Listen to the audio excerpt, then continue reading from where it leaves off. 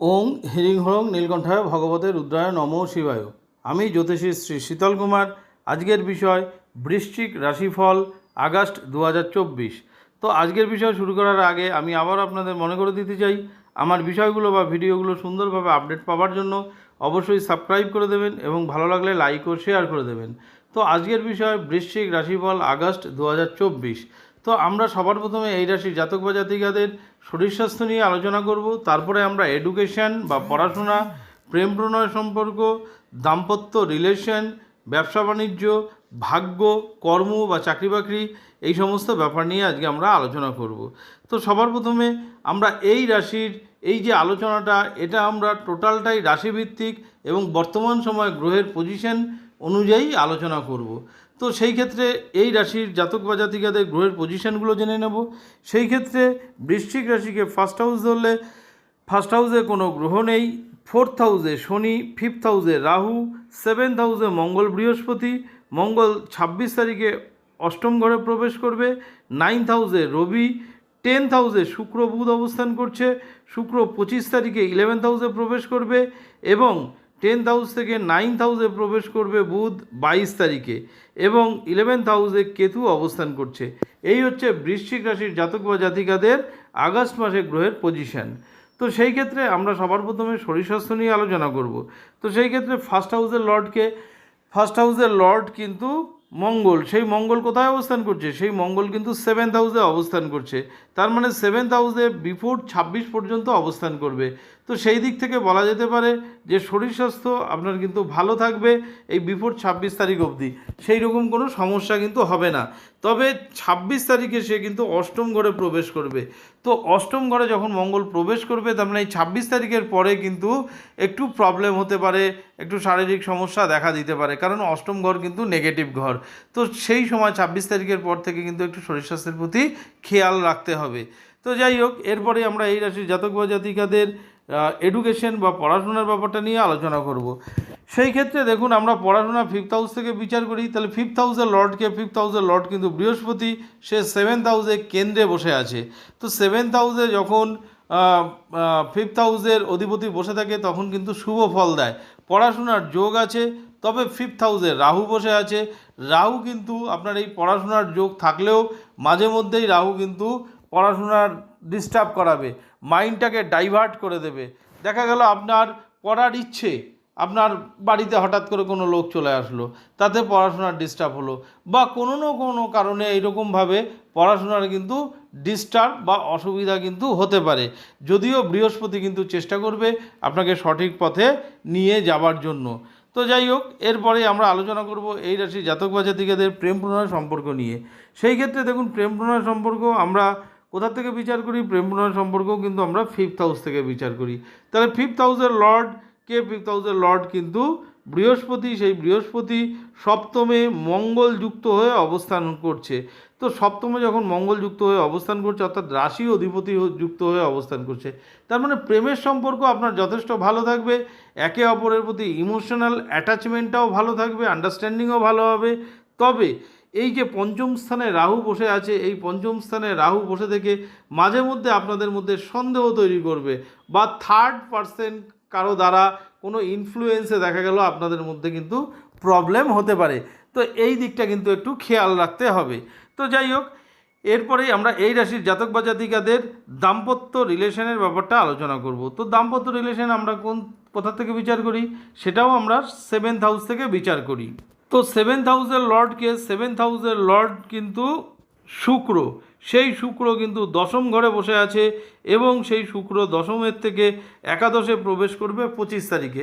তার মানে দশমে যখন শুক্র সপ্তমপতি দশমে অবস্থান করছে, পরে একাদশে অবস্থান করবে। তার মানে দাম্পত্য রিলেশন কিন্তু আমি কোনো প্রবলেম দেখছি না। সেই সঙ্গে বৃহস্পতির মতন শুভ গ্রহ, সেও কিন্তু বসে আছে সপ্তমে। তো সেই দিক থেকে বলা যেতে পারে যে দাম্পত্য রিলেশন কিন্তু আপনাদের মধ্যে যথেষ্ট ভালো হবে, আন্ডারস্ট্যান্ডিং বা বন্ডিংও কিন্তু যথেষ্ট ভালো হবে। তো এরপরেই আমরা এই রাশির জাতক বা জাতিকাদের ব্যবসা বাণিজ্য নিয়ে আলোচনা করব। সেই ক্ষেত্রে দেখুন, ব্যবসা বাণিজ্য কারক গ্রহ আমরা সেটাও 7th হাউস থেকে বিচার করি। তাহলে 7th হাউসের লর্ড কিন্তু শুক্র। সেই শুক্র 10th হাউসে অবস্থান করছে এবং সে কিন্তু 11th হাউসে প্রবেশ করবে 25 তারিখে। তো ব্যবসা বাণিজ্যের দিক থেকেও কিন্তু যথেষ্ট শুভ। এবং 10th হাউসে ইন জেনারেল ব্যবসা বাণিজ্যকারক গ্রহ সে হচ্ছে বুধ, সেই বুধও কিন্তু আপনার 10th হাউসেই অবস্থান করছে এবং 22 তারিখে সে কিন্তু 9th হাউসে প্রবেশ করবে। তার মানে 9th হাউসও ভাগ্যের ঘরে প্রবেশ করবে। তার মানে আপনার ডেলি ইনকামের বৃদ্ধি হতে পারে, পার্টনার্সের সাথে ভালো সম্পর্ক হতে পারে এবং পার্টনারশিপ বিজনেসও গ্রো করতে পারে বা ইন্ডিভিজুয়াল বিজনেসও কিন্তু গ্রো করতে পারে। ওভারঅল বিজনেসের দ্বারা কিন্তু আপনার আর্থিক উন্নতি কিন্তু দেখা যাচ্ছে। আপনি কিন্তু নতুন বিজনেসও স্টার্ট করতে পারেন। বিজনেসের দিক থেকে কিন্তু যথেষ্ট শুভ সময় কিন্তু বলা যেতে পারে। তো এরপরে আমরা আলোচনা করব এই রাশির জাতক বা জাতিকাদের ভাগ্য। তো সেই ক্ষেত্রে আমরা ভাগ্যও কিন্তু 9th হাউস থেকে বিচার করি। তাহলে 9th হাউসের লর্ডকে, 9th হাউসের লর্ড কিন্তু চন্দ্র। তাহলে এই যে 9th হাউসের লর্ড চন্দ্র, সে কিন্তু সোয়া দুদিন প্রত্যেকটা ঘরে অবস্থান করে এবং এই যে সোয়া দুদিন প্রত্যেকটা ঘরে অবস্থান করে, তার মানে কখনো কখনো ভাগ্য আপনাকে সাথ দেবে, কখনো কখনো কিন্তু ভাগ্য আপনাকে সাথ দেবে না।